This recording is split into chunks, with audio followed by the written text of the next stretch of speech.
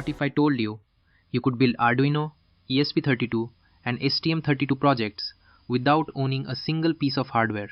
No wires, no breadboards, no burnt components, just your browser. Hey everyone, welcome back to the channel.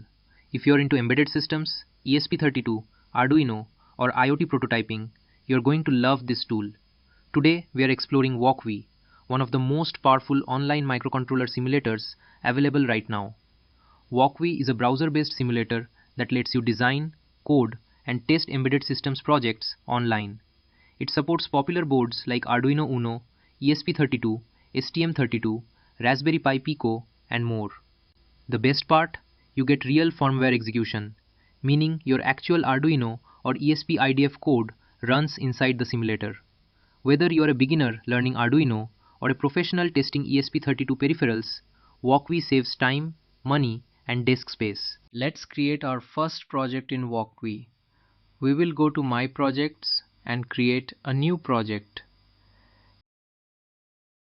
Select ESP32 Dev Kit from the different ESP boards.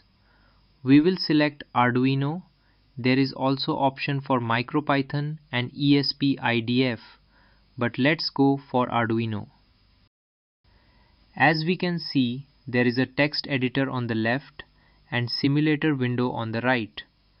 The text editor and initial code structure is just like the Arduino IDE. First, let's create a circuit in the simulator window. We will add an LED, current limiting resistor, and a push button. After that, we will make the necessary connections. LED to GPIO 4 and button to GPIO 33. Now let's write some code.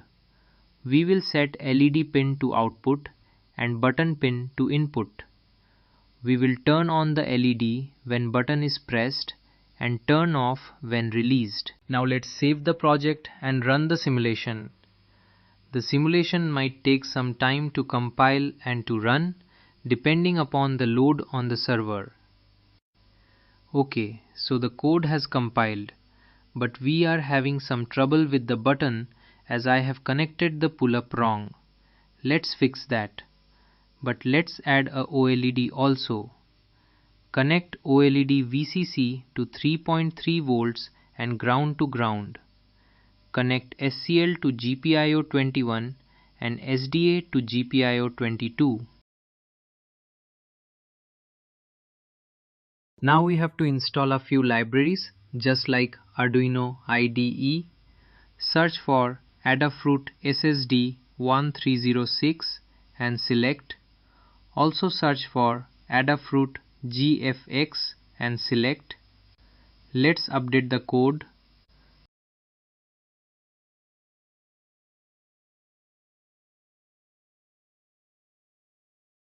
We will include both the libraries first.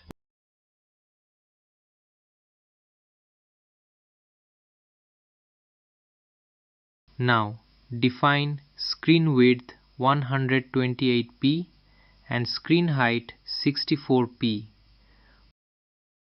Then we add 0x3c, the I2C address of the OLED. Then we create the display object.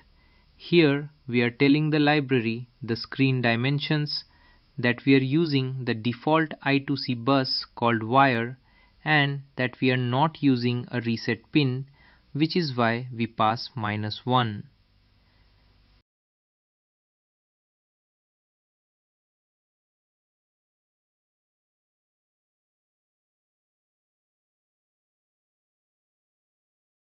Display.begin will initializes the OLED display using internal charge pump voltage and the address we defined earlier. Clear the display buffer. Set text size and color.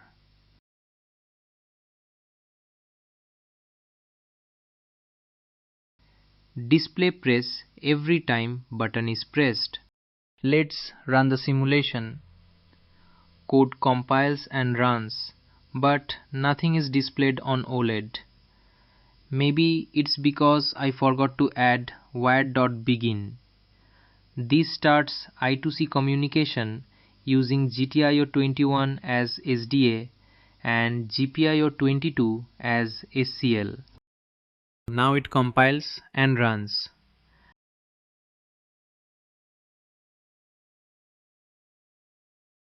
Let's do a few aesthetic changes.